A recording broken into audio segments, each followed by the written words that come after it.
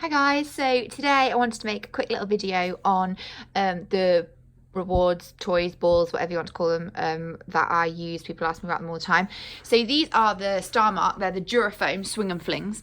This is the medium size, this is the large size, so you can see a nice comparison between the two. I use the medium. I think they're fine in his mouth size wise, and they fit under my arm nicely in pockets, things like that. We do have one large that's been well used and I've had for many years, and I tend to take that to the beach and swim for that and things, just it's a bit bigger visually, really, that's the only reason.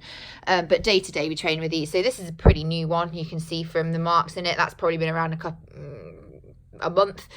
This has probably had about 4 or 5 months work into it. So the marks you can actually see are designed, that's how the material is designed. So it's quite squashy, and it is completely non-abrasive to the dog's mouth, and these marks are actually the teeth marks. So the material absorbs the bite so that there's no abrasion in the top of the mouth, tongue, and also no damage to the teeth. So even if the rewards are caught in mid-air, or you know they chew on them or anything like that, you're not going to get any damage to the mouth. All of the, I think I mentioned the beach and swimming, but all of their Durafoam products float, so you can use them in water. These have obviously the rope attached to them.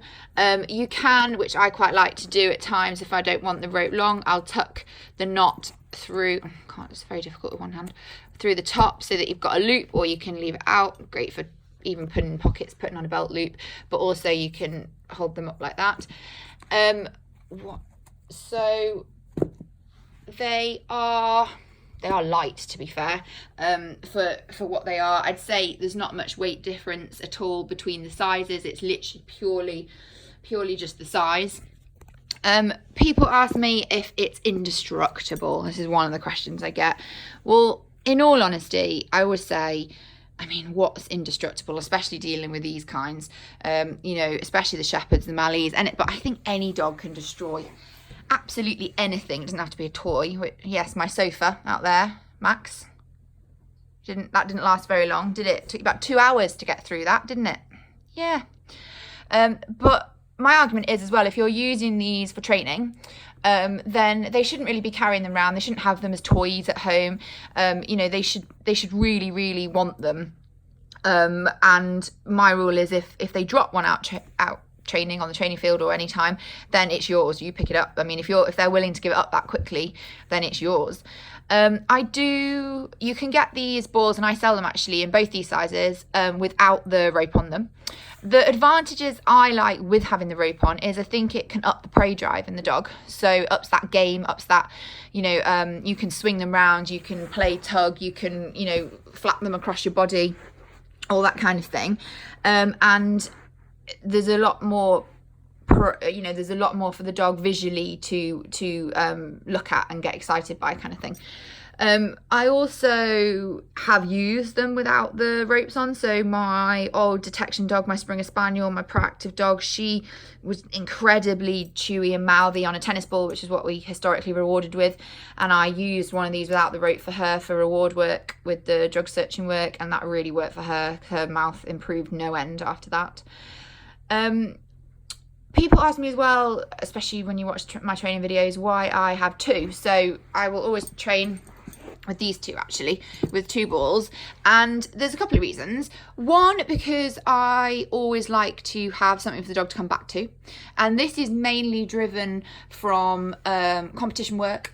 So I want the speed to be coming back equal to the speed going out, so I've always got that, you know, the dog's always coming back for something.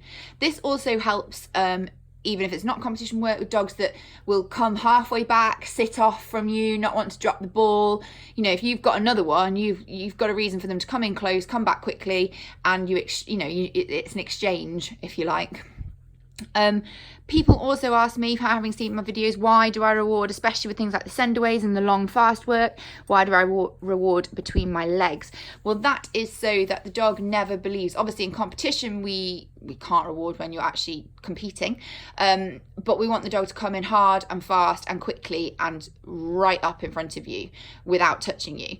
So whenever we train, the dog goes between the legs to keep the speed up, because the dog believes it's going through your legs and past you. So then in competition, when you shut your legs, the dog comes in quickly right to the end. So you're not losing any speed and they're not starting to slow down, preempting that presentation or that sit. So that's really all about the rewards. I also just wanted to show you this frisbee, or disc as they call it. So made out of the same Durafoam. We use this again for we've had a bit of fun dock diving with it and swimming and things like that.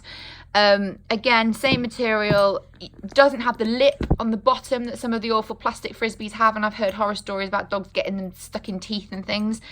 Again, light, I can throw it. Floats, so great in water, and you can also actually, if you look at the depth in them, you can use them as a bit of an emergency water bowl if you want, because the water will sit in it after a walk or something like that. So these are also really useful, and especially if you just want to change up a reward, you know, if they've got a bit sick or a bit sad and sour to a ball or something, suddenly something different as a reward can really change a dog's attitude and is worth a go. So any questions, drop me a DM, happy to answer anything. Yeah, happy training.